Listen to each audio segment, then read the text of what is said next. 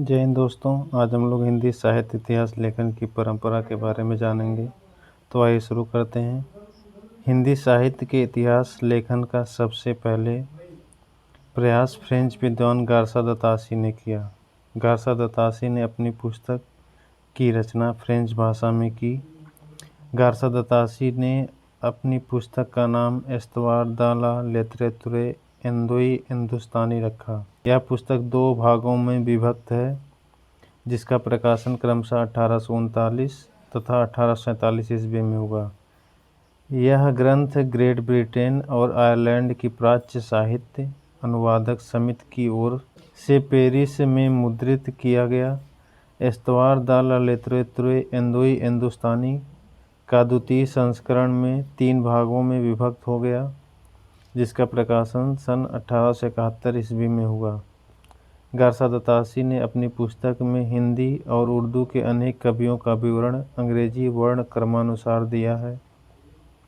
Garcin the तासी के ग्रंथ में कुल 738 कवि हैं, जिनमें हिंदी के 72 तथा शेष उर्दू के हैं।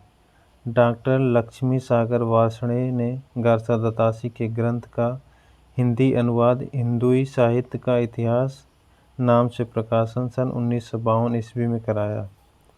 गार्सा द तासी की पुस्तक एस्तवार द ला लिटरेतुरे एंदोई हिंदुस्तानी में एंदोई के लिए हिंदी और हिंदुस्तानी के लिए हिंदुस्तानी उर्दू अर्थ प्रयुक्त होता है। हिंदी साहित्य इतिहास लेखन की परंपरा में हिंदी भाषा में लिखा प्रथम ग्रंथ श्री गणेश दत्त शुक्ल द्वारा रचित भाषा काव्य संग्रह है।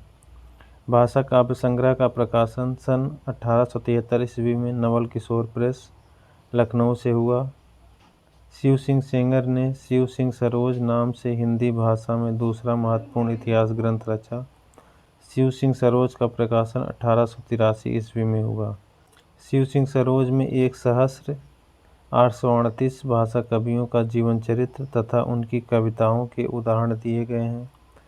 सन 1888 ईस्वी में एशियाटिक सोसाइटी ऑफ बंगाल की पत्रिका के विशेषांक के रूप में ग्रियर्सन द्वारा रचित the modern vernacular literature of Hindustan का प्रकाशन हुआ। जॉर्ज ग्रियर्सन द्वारा रचित the modern vernacular literature of Hindustan को सच्चे अर्थों में हिंदी साहित्य का पहला इतिहास ग्रंथ माना जाता है। जॉर्ज ग्रियर्सन ने अपने ग्रंथ में 952 कवियों को शामिल किया है। डॉक्टर किशोरीलाल गुप्त ने the modern vernacular literature of Hindustan का हिंदी साहित्य का प्रथम इतिहास शीर्षक से हिंदी अनुवाद किया, जिसका प्रकाशन सन 1957 ईस्वी में हुआ। ग्रियर्सन ने कवियों और लेखकों का कालक्रमानुसार वर्गीकरण तथा उनकी प्रवृत्तियों को स्पष्ट किया। विभिन्न युगों की काव्य प्रवृत्तियों की व्याख्या करते हुए उनसे संबंधित सांस्कृतिक परिस्थितियों और प्रेरणा स्रोतों का उद्घाटन किया। प्रस्तुत ग्रंथ को विभिन्न कालखंडों में विभक्त किया गया है तथा प्रत्येक अध्याय काल विशेष का सूचक है। जॉर्ज ग्रियर्सन ने प्रथम बार हिंदी साहित्य का भाषा की दृष्टि से क्षेत्र निर्धारण करते हुए संस्कृत, प्राकृत एवं अरबी फारसी मिश्रित उर्दू को उससे पृथक किया। हिंदी साहित्य के विकास क्रम का निर्धारण चारण काव्य, धार्मिक काव्य, प्रेम काव्य, दरबारी काव्य के रूप में किया गया है। 16वीं-17वीं शताब्दी के युग भक्ति काल को हिंदी काव्य का स्वर्ण युग मानना ग्रियर्सन की महत्वपूर्ण उपलब्धि है।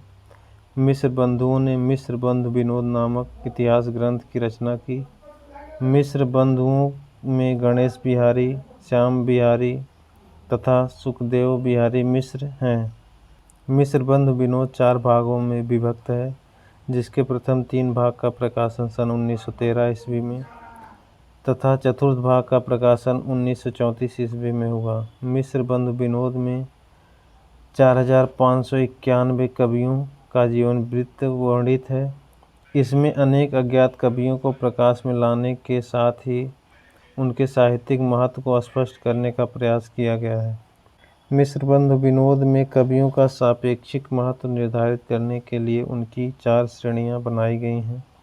हिंदी साहित्य इतिहास लेखन की परंपरा में आचार्य रामचंद्र शुक्ल द्वारा रचित हिंदी साहित्य का इतिहास का स्थान सर्वोच्च है। आचार्य रामचंद्र शुक्ल का इतिहास मूलतः नागरिक प्रचारणी सभा द्वारा प्रकाशित हिंदी शब्द सागर की भूमिका के रूप में हिंदी साहित्य का विकास के नाम से किया, जिसका प्रकाशन सन 1929 ईस्वी में हुआ। हिंदी साहित्य का इतिहास में 1000 कवियों और लेखकों को शामिल किया गया है। इस वीडियो में इतना ही। वीडियो को अंत तक देखने के लिए धन्यवाद।